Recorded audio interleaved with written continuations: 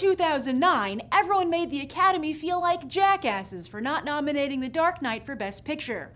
Of course, while the governors who run the Academy would have loved for The Dark Knight to get a nomination, hello ratings, they can't help who Academy members voted for.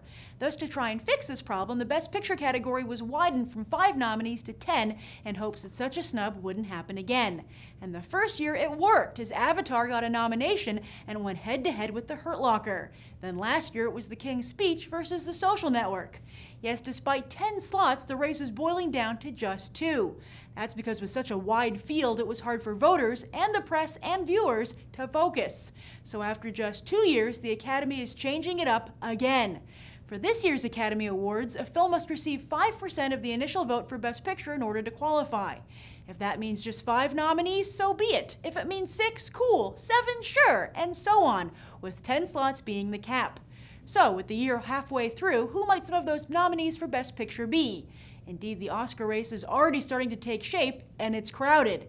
In fact, it's so crowded, let's sort out the contenders by release dates.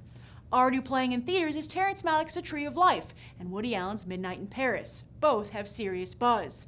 Then in July, the final Harry Potter hits theaters, leading many to wonder if it will pull off a Lord of the Rings-style victory come February. Then in October, the first of George Clooney's 2 Oscar contenders hits theaters. He's directing, writing, producing, and starring in this one, The Ides of March, which is an adaptation of a play loosely based on Howard Dean's 2004 Democratic primary campaign. Later that month, The Rum Diary finally hits theaters. Based on the Hunter S. Thompson novel of the same name, Johnny Depp stars and cameras rolled 2 years ago. In November, things start to heat up. First with Harvey Weinstein's My Week with Marilyn. This British drama takes a behind-the-scenes look at the making of The Prince and the Showgirl, with Michelle Williams taking on the daunting role of portraying Hollywood's most iconic blonde. Also in November, Focus Features has the dashing spy movie Tinker, Tailor, Soldier, Spy.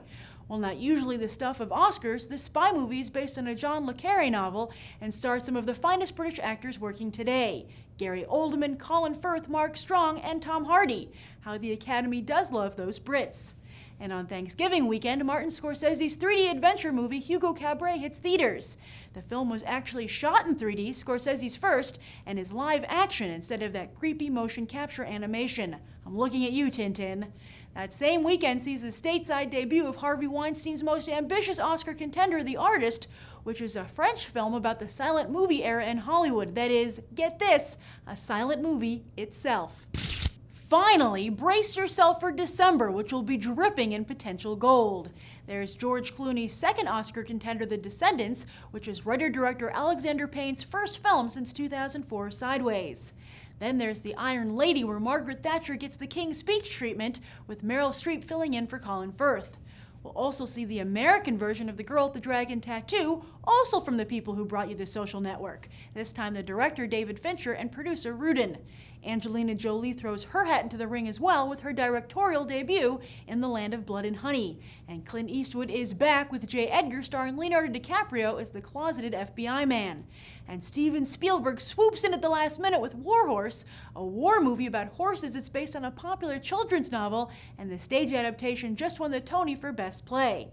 Lastly, there's talk that Roman Polanski's Carnage, based on the hit play God of Carnage, might enter the fray. But understandably, Sony Pictures Classics is still deciding if the field is just too damn crowded. So, how do you think Oscar season is shaping up? Do any of these movies spark your interest?